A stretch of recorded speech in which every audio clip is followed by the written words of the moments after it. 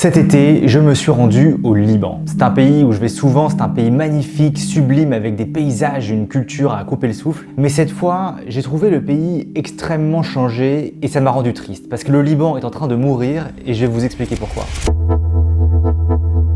Nearly 80% of Lebanon is living below the poverty line. Une crise économique sévère, la Banque mondiale a d'ailleurs classé l'effondrement économique au Liban parmi les 3 crises économiques les plus graves au monde depuis le milieu du siècle dernier. This crisis is all about computer entries. It's not a real problem, like you said.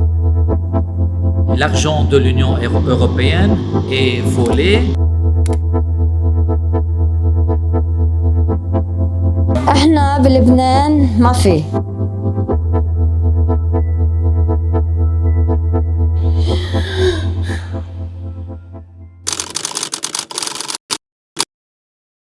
Il y a une crise gigantesque en ce moment au Liban et les chiffres donnent le tournis. En l'espace de 2 ans, 80% de la population libanaise est tombée sous le seuil de pauvreté et c'est en grande partie dû au fait que la monnaie libanaise, la livre, s'est dévaluée de 90% dans le même laps de temps. Imaginez que vous ayez eu 1000 € sur un compte en banque au Liban il y a 2 ans, vous n'y touchez pas. Vous revenez aujourd'hui et il n'y a plus que 100 €. Bref, vous êtes ruiné, mais dans le même temps, les prix à la consommation, votre essence, votre nourriture, votre loyer, ont été multipliés par 7. C'est donc la catastrophe absolue. En l'espace de 3 ans, l'économie libanaise a perdu plus de 30% de sa valeur, ce qui fait dire à la Banque mondiale que c'est l'une des 3 pires crises économiques que le monde ait jamais connues au cours de ces 150 dernières années. Mais le Liban n'a pas toujours été ainsi. Il y eut une époque où ce pays était un petit paradis. Il était même surnommé la Suisse du Moyen-Orient. Or, il est ensuite tombé dans une guerre civile de 1975 à 1990. Et au sortir de cette guerre, le pays a fait les mauvais choix économiques pour se redresser. Le modèle qui a été adopté après la guerre civile, les racines du mal sont là, quoi. On a décidé, bon, au début c'était un peu justifié, Beyrouth sortait de 15 ans de guerre civile, donc il fallait reconstruire les infrastructures, et on a décidé de le faire par la dette. Et la dette, comment? C'est-à-dire comme le pays était pas encore prêt à aller sur les marchés internationaux, on s'est dit on va se financer à travers le secteur bancaire, et les banques, elles, vont aller chercher l'argent chez cette diaspora qu'on a toujours vu comme étant la manne du Liban. Ok, pause rapide. Le Liban est un pays avec une immense diaspora, c'est-à-dire avec une immense quantité de Libanais et leurs descendants installés à l'étranger. Et les envois financiers de cette diaspora vers le Liban représentent une ressource financière absolument colossale pour le pays. Alors, ça aurait pu fonctionner si effectivement on avait levé ces capitaux pour effectivement reconstruire Beyrouth, investir dans les infrastructures.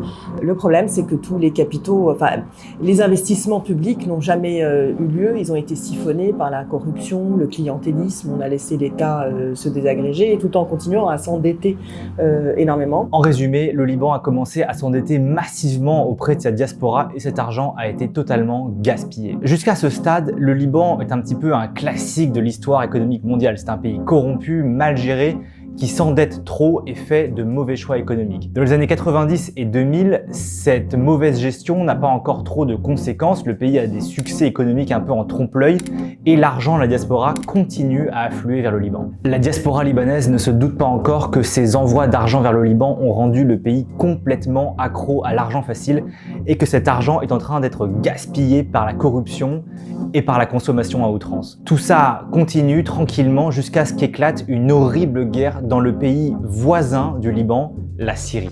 The demonstrations grew and multiplied. Now, those same streets are a battleground. The ISIS and Al-Qaeda-linked groups have a heavy presence. On a eu un afflux massif de réfugiés. Le président de la République a dit il y a quelques jours qu'ils étaient estimés à 1 800 000 sur une population de 4 millions. C'est quand même énorme.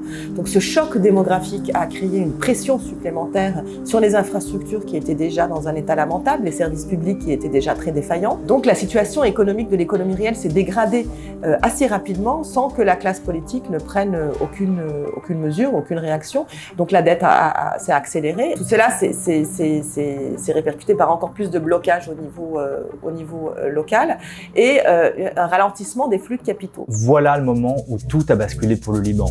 Une guerre civile éclate chez son voisin, se répand aussi partiellement dans les rues du Liban à travers plusieurs attentats, mais une masse de Syriens équivalente à la moitié de la population libanaise est venue se réfugier au Liban en l'espace de quelques années. Voyez Voyant cela, la diaspora libanaise commence à prendre peur pour la santé économique du Liban et commence à réduire ses envois d'argent vers le Liban. Et ça, c'est un énorme problème pour le Liban parce que comme on l'a vu, ces envois d'argent sont la base du fonctionnement de l'économie du pays. Alors pour empêcher le flux de se tarir et pour convaincre cette diaspora libanaise de continuer à placer son argent au Liban, les banques libanaises et l'État libanais vont se mettre d'accord en 2016 pour faire feu de tout bois et commencer à offrir des taux de rendement complètement hallucinants. C'est notamment ce que m'a raconté ce banquier.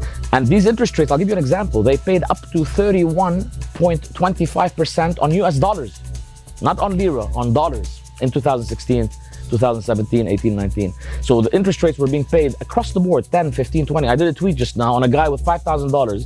They cold called him in October 2018, offered him 14.5% per year on $5,000. I called it a Ponzi scheme. I said, if a guy is paying you 17%, the bank is paying you 70%, you got to ask that genius, where is he putting the money to earn 17%? You know, and my articles talked about this all the time, that these people were earning better rates than Warren Buffett. Ce banquier pointe quelque chose de très important. Pour une banque, et a fortiori pour un État, il est impossible de générer de pareils taux de rendement de façon honnête. 17% dans le monde dans lequel on vit aujourd'hui, c'est énorme. Si vous placez votre argent sur un compte bancaire en France, vous allez gagner quoi? 0,5%. Si vous le placez aux États-Unis, vous allez gagner encore moins que ça. Bref, 17%, c'est énorme. Et des taux comme ça, même au Liban, ça pue l'arnaque. En octobre 2019, des millions de Libanais descendent dans les rues pour demander la chute du régime corrompu. C'est une révolution politique au Liban, c'est un moment d'espoir collectif incroyable. Mais les investisseurs, eux, gardent la tête froide et comprennent que le pays a atteint un point de non-retour et commencent à retirer leur argent des banques. S'ensuit immédiatement une crise de confiance, les banques interdisent aux gens de retirer leur argent, la valeur de la monnaie libanaise s'effondre et l'État fait faillite sur sa dette. Lebanon saying over the weekend that they would default on their dollar-denominated debt. L'État libanais est officiellement ruiné en mars 2020 et le pays part à la dérive. Cette situation économique est absolument catastrophique et elle affecte tous les aspects de la vie quotidienne des Libanais. Il n'y a plus d'emploi, il n'y a plus d'électricité, il n'y a plus d'essence, il n'y a plus de nourriture abordable, il n'y a plus de médicaments, il n'y a plus rien. Et j'ai notamment pu en discuter avec Amal, cette mère de famille qui m'a raconté la difficulté qu'elle a désormais pour faire vivre sa famille.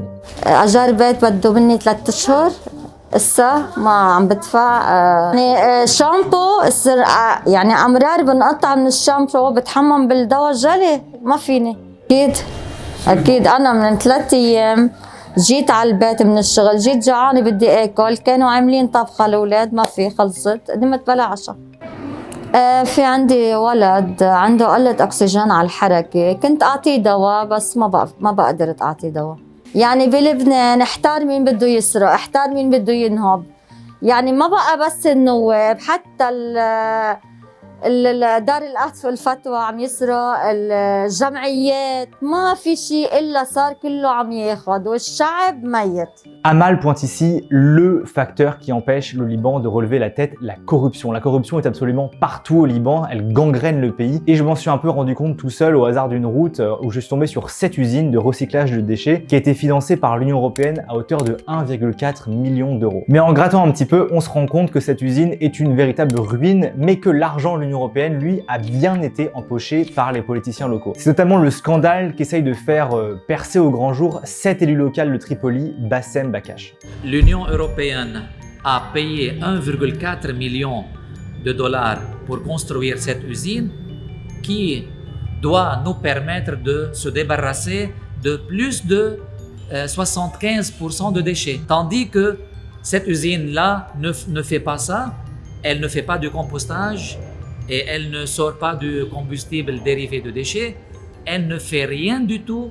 Tout ce qu'elle fait, c'est d'enlever entre 3 et 5% du carton et de l'aluminium et de l'acier, et après, elle jette plus de 95% dans la décharge et dans la montagne de déchets. Et ça n'a pas de sens. L'argent de l'Union européenne est volé. C'est au niveau de l'État, car des dirigeants très haut placé, c'est-à-dire, je peux dire franchement que un ex-premier ministre et des ministres, des gouverneurs qui sont intervenus pour laisser cette usine en train de travailler. Non seulement cette corruption empêche le pays de sortir de la crise, mais elle renforce la crise en empêchant le pays de faire les bons choix économiques. Parce que maintenant que le pays est officiellement en faillite, il faut nettoyer le système financier en répartissant les pertes de façon équitable dans la société. Or, la façon la plus équitable de nettoyer ce système financier serait que les riches prennent la plus grande part des pertes parce que ce sont eux qui ont pris la plus grande part des gains pendant les années fastes. Ce sont eux qui ont touché les taux de 15, 20, 25% pendant les années folles,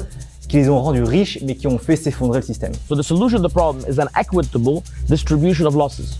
An equitable distribution of losses means that the people that owned most of the benefits and the money should get most of the losses. If you do the right thing and do the equitable distribution of losses, we can be out of it within months. If you don't, it could take 10, 15, 20 years. It's probably going to take longer probably because they are procrastinating with decisions and because there are people, procrastination gives certain advantages to certain people. Because the remaining dollars now, the 15 billion that the central bank has, is now there's people getting in and taking some of that money. You know, what I call the super wasta. You know, the guy who calls in because he's connected, he's able to get his money out. Ok, laissez-moi vous traduire ça dans des termes encore plus simples. Une partie des riches n'a pas intérêt à ce que cette crise se résolve trop rapidement et fait traîner les choses en longueur afin de pouvoir faire sortir son argent du pays grâce à ses connexions, à son réseau, et lorsque ça n'est pas possible, pour dépenser son argent avant qu'il ne vaille plus rien. Vous trouvez que j'exagère? Voilà pour vous.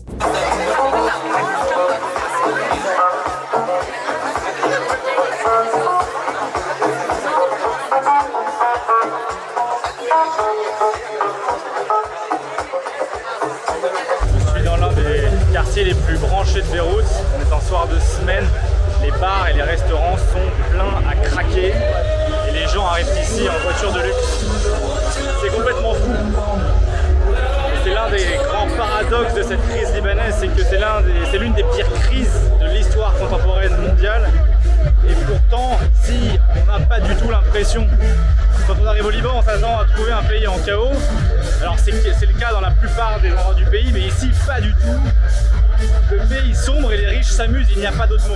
Certaines personnes ont donc du temps devant eux et dépensent leur argent avant qu'il n'ait plus de valeur parce que la dévaluation continue. Mais pendant ce temps-là, des gens meurent dans les hôpitaux faute de médicaments, des enfants ne sont pas nourris à leur faim et des rêves s'effondrent. Alors les Libanais cherchent en masse à fuir leur pays et alors certains ont des connexions familiales à l'étranger qui peuvent offrir un visa, un billet d'avion ou un refuge, mais la plupart des Libanais n'ont pas cette chance et certains commencent même à essayer d'embarquer dans des bateaux de fortune pour aller à Chypre, le pays de l'Union européenne qui est le plus proche du Liban. Le problème, c'est que ce voyage est extrêmement dangereux et tourne parfois au drame. C'est notamment ce que m'a raconté cette famille qui a tenté de faire la traversée il y a un an. حليب لابني ما فيني اجيب اولادي مثلا بده يروحوا على المدرسه اعطيهم خارجيه مصروف ما اقدر يعني وصلنا لمرحله عدم مشان هيك نحن قررنا كان البحر كافو كانت كثير كده قديم ما كان في شيء يفوت كثير ميسر وطلعنا يعني انه ما كان في لا هوا ولا شيء. وين طلعنا بس طلعنا المياه الاقليميه اللبنانيه ما في رسائل بالتليفون وقطعنا بعدين قطعنا من الديزل. كان قربة بتوفى اثناء الاولاد الصغار صار بدهم حليب ومي. ما معنا لا حليب ولا مي، معنا حليب بس ما معنا مي نشربيهم. يعني شو عملنا لهم قنينه ببروني مي وملح سفروا بط ما فينا اخذوها. وقت نحن بالبحر وعدنا توفى ابني توفى ابن خولي كنا عايشين مأساة كثير صعبة. مأساة يعني بدي اقول لك كلمة نحن لازم يحطونا بكتاب جينيز شمس وما في شيء. ضل 3 ايام اول ما وصلنا كان لنا يوم كان لنا يوم صاروا اثنيناتهم يصرخوا بدهم مي يقول لي ماما مي قنينا ما قدرت ما في لا مي ولا في شي معنا حليب بس ما في مي. صرت حطيت له علبة الحليب بالفلوكة صار ياكل هيك. قمت انا خفت يعطش اكثر على الحليب ما الحليب بينشف التام. صرت اشطه اياه صار يصرخ صار انه يصرخ صار يهبشني عطلوع الروح يهبشني بيقول. ولليوم في الاتراك بتيجي اتراك بالليل طيارتين هليكوبتر بيشوفونا بيقفوا منا بياخذوا الاحداثيات وبيروحوا Est-ce que vous seriez potentiellement prêt à recommencer cette traversée? طبعا احسن ما يعيشوا. Le peuple libanais souffre immensément et c'est le résultat d'un cocktail de tous les maux qui ravagent notre monde. La corruption, l'égoïsme, le cynisme, la haine, le communautarisme, l'ingérence des grands pays dans les affaires des plus petits. Maintenant, la Banque mondiale nous dit qu'une crise de cet ordre met généralement entre 10 et 15 ans à se résoudre. Or, il y a des centaines de milliers de personnes au Liban qui ne pourront ou qui ne voudront pas attendre 10-15 ans avant de reprendre une vie digne de ce nom. Il est donc assez probable que le Liban se transforme en un nouveau foyer d'exode de masse vers le reste du monde. Ça a déjà commencé.